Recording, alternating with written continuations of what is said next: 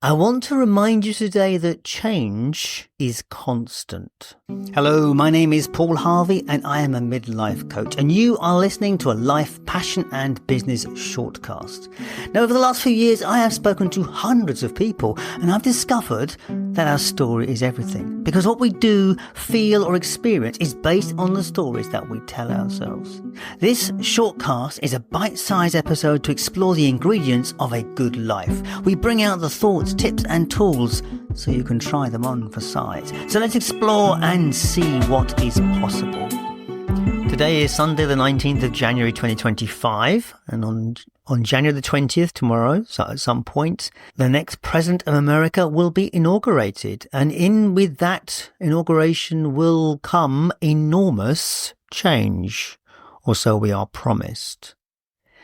And it has, of course, caused most of the world to catch a bit of a cold over this one, because the unknown of this person about to enter the White House has caused everybody to freak out a little. And not surprising, because the gentleman concerned does bring a lot of chaos around him. But outside of the political connotations of this, let's talk about change more directly, because we live in a world of change, and yet we don't want it. As humans, like the idea of things staying as they are, and in some ways, we expect homeostasis to be the norm. We expect the universe, the world, our world, to stay the same, not to change. And I do wonder why we have this expectation. But certainly, if you look in the political sphere or looking in the financial sphere, the whole idea of stability and predictability is what we all aim for. It's quite fascinating. As I was growing up, I remember the adults around me insisting that I got a stable career, looked for a job with stability, because that's what you need. You need to get set. You need to get your life organized and set as early as possible, because then you're set. Then everything falls into place. And this is this whole idea about looking to control the future. And here's the truth. The future is uncontrollable. Totally uncontrollable. There's nothing about the future that you can predict other than the sun coming up in the morning. We know the sun will rise and the sun will set, and the seasons will go about rotation, but even the seasons are changing because of various global effects. So the question is really, how do we deal with change? How do we live in a world where change is the norm? How do we develop resilience to deal with change? This is one of those topics that comes up a lot in the coaching environment, and it is about helping people find their resources with which to manage the change they are confronted with. Because that's the point about everything in life. Change will happen, and it's not the change that's the problem, it's always our reaction to the change. One of my greatest teachings around change was parenting. As my son developed from the baby to the toddler, there was a sequence of changes that we went through. But one thing I became aware of as I went on this journey is that the only constant in my son's development was constant change. He was growing at a phenomenal rate, as children do. And the changes in his growth were presenting different problems or different things to me.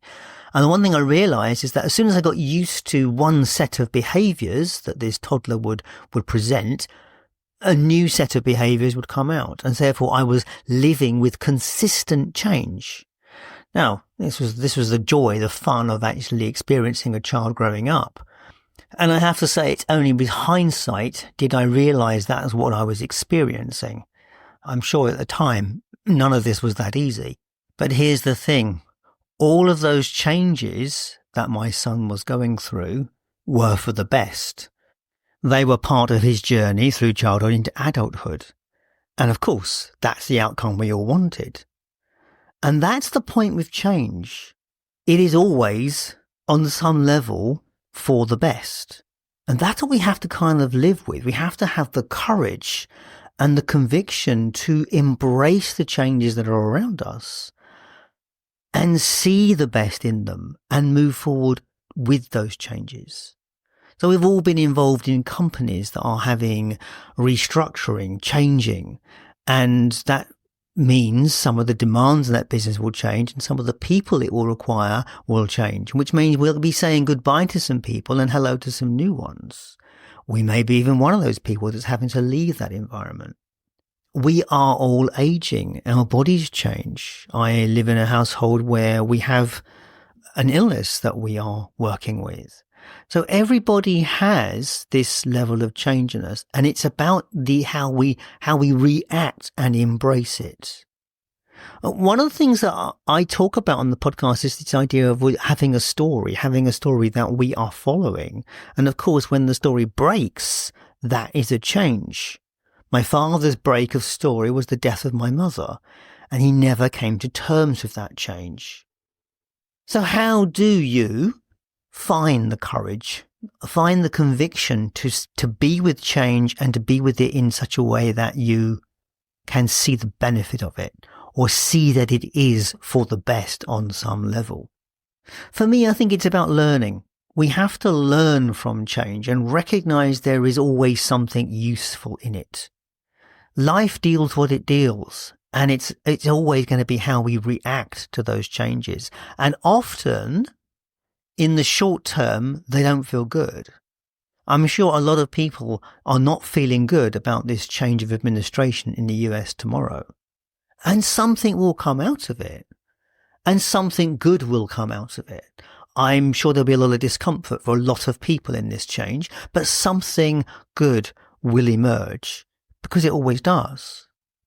Listening back to this in the edit, I'm realizing that while embracing change around this is important, I actually don't know how one embraces the change when you're living in conflict, either with someone, in personal conflict with someone, or how you're living in conflict in a conflict zone. Being, as we know, there are a couple of major conflicts going to happen in the world at this time, and obviously the new president has said he will stop them overnight. Now, how that comes about and who wins and who loses in those changes, I don't know how you embrace those. And so those are questions, aren't they? They're always questions in terms of when something is so violent, such an atrocity on some level, it is very hard to embrace that change.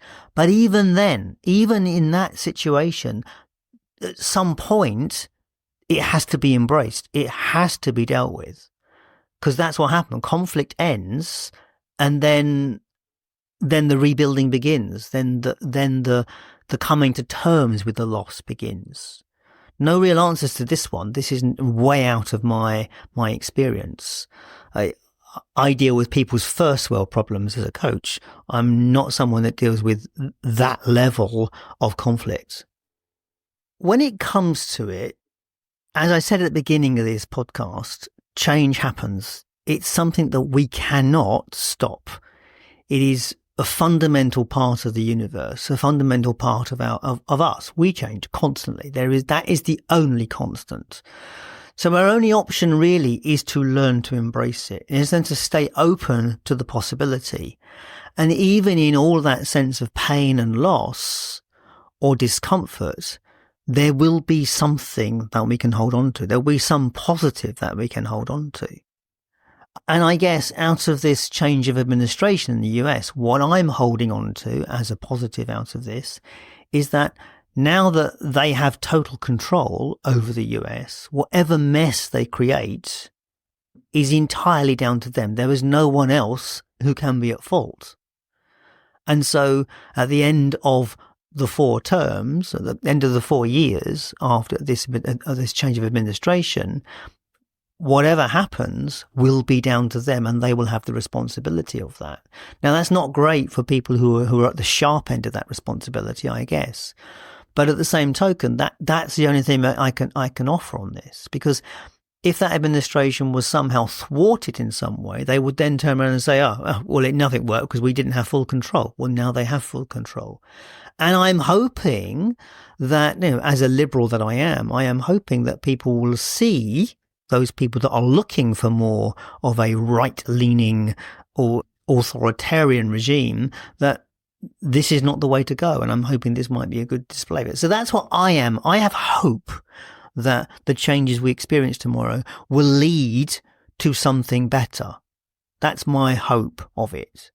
As for other things in life, well, illness, loss, death, destruction, wars, all those things, they are part of the human condition. And somehow we have to come to terms with them. Each of us has to come to terms with them in our own way. It's nothing that can be taught. It's something that we have to do for ourselves. As always, I would be fascinated in your thoughts on this and would love you to reach out to me and have a conversation. If you like this kind of work, do make sure you're following or subscribed. And if you think this podcast is worth it, do pass it on to other people, because that's how people find good podcasts. So share it if you can. Give us some stars. If you want to know more about the work that we do check out the website lifepassionandbusiness.com, where you'll find various resources available to you, particularly focus coaching, which is a tool to help you deal with this kind of stuff, but also to get what you want out of your life. Anyway, as always, thank you so much for your time and attention. I will catch you next time. All the best.